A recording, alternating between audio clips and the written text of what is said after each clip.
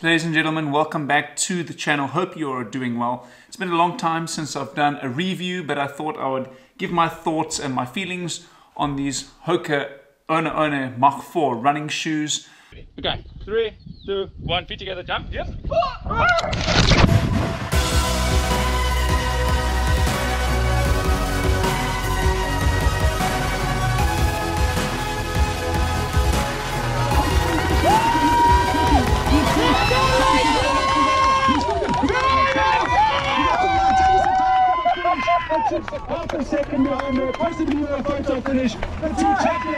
I said I would never ever run in a pair of Hokas, and this is now the first time I'm actually training in them properly, enjoying the shoes. So really looking forward to giving you my opinions and my feelings on how these shoes have been running the last about a month and a half. And yeah, I'm pretty excited about them. If you're new to the channel, please remember to go ahead and subscribe so you don't miss out on any of my running shoe reviews or any other videos that we bring out in the coming weeks and months.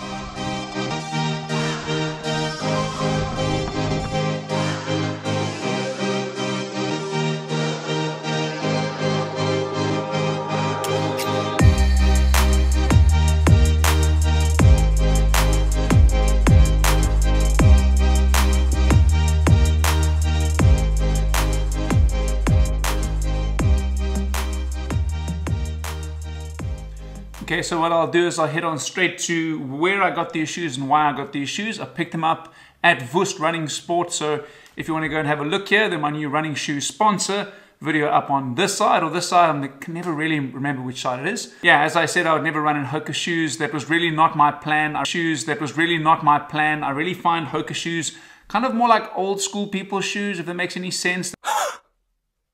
They're very, very soft, very broad. I mean, these shoes have changed my mind on the whole Hoka thing and kind of how the shoes, you know, how they feel, how they work. And let's head straight on to the review of the shoe. I'll probably do a long-term review perhaps of the shoe once the shoe is completely dead. It's already starting to show some signs of wear already. I've probably done 200 kilometers in the shoe. So 200 Ks is showing some wear, so let's see on the longevity on how the shoe works. So let's head on to the upper of the shoe, the first part of the shoe, which I find is almost one of the best parts of the shoe. A very, very breathable upper, very, very lightweight. The heel counter on this shoe has kind of got a flare to it at the back, a little bit like the Nikes, kind of the Pegasus 36s, 37s, 38s type of thing. Bit of a flare on the heel, a little bit similar to the Nikes. Very, very nice lock. I don't have any slippage going on in the back of the shoe. The upper on the shoe is really, really good. Shoelaces and stuff, not too long, so great length on the shoelaces. The one thing about this upper I don't find amazing is the tongue. The tongue is extremely, extremely thin. Not much padding going on in the tongue.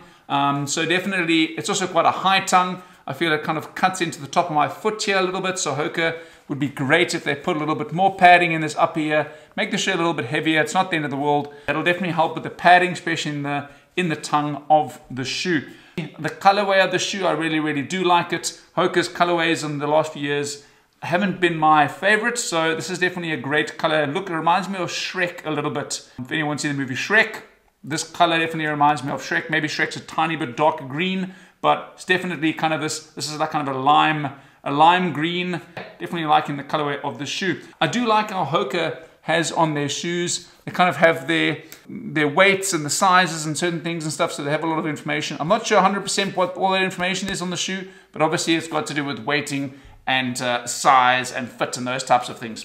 So that's the upper out the way. Let's head on to the kind of the midsole of the shoe. The midsole of the shoe, it's a great, great compound. Hoka's always had that feeling for being an extremely, extremely soft shoe. This shoe is exactly the same as the other Hoka shoes. Although in the midsole, so they kind of have two different compounds on the shoe. There's one at the bottom, which is kind of a much firmer compound on the bottom.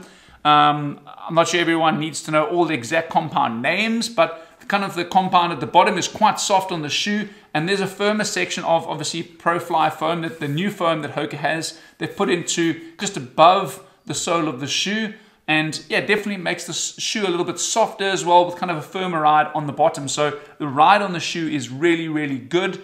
It's not too stiff. I'll show you the twist factor here. So it's a reasonably stiff shoe for a Hoka, which I really like. The Hoka shoes, if they're too soft, I find some of the other ranges, they're really, really soft. So depending on your running style, If you're somebody who lands hard on the ground or somebody who has not a great toe off or something, then this shoe will be really, really good for you.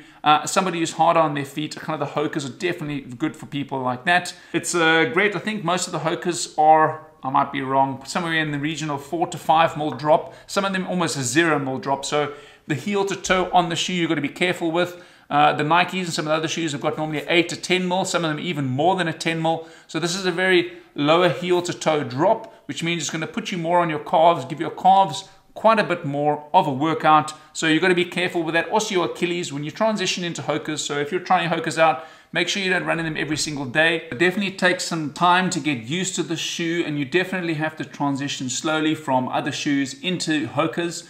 You don't want to pick up Achilles injuries or these types of things, calf injuries. Very, very common for people that go over and change from a higher drop shoe to a lower drop shoe. So just realize and factor that in a little bit. And that's more or less it. That's the Hoka Mach 4 review. It is a great shoe. I really enjoy running in it. And I'll give you a long-term review coming up in the next couple of weeks because I'll probably run the shoe until it dies. And yeah, I hope you enjoyed it. I hope you're getting some information from the shoes if you're thinking about going to purchase this pair of shoes. You can purchase them online. If you're in the Netherlands, you can purchase them from Woest Sport if you can. That would be great. And yeah, I'm looking forward to making another review in the coming weeks as well on some other shoes that I'm also busy running in currently. I won't tell you which ones they are. And yeah, if you do grab something from this video or something helps you from this video, please remember to go ahead and smash that like button. It helps this channel and this video so much. So until next time, everybody, cheers, happy running, and enjoy your time out there. Cheers, everyone. Very funny story. By accident, for some reason, when I uploaded this video, something weird happened, and only about 3/4 of the video actually ended up getting uploaded. So I needed to fake the shot near the end. I actually did the shot yesterday, and I tried to set it up similar. So if anyone noticed any of the difference, write down in the comments if you noticed that the shot was shot 2 days apart.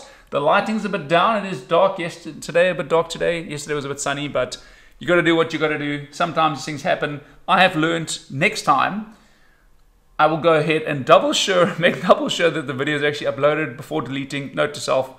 Hope everyone's doing well. Have a great week. Cheers, guys and girls.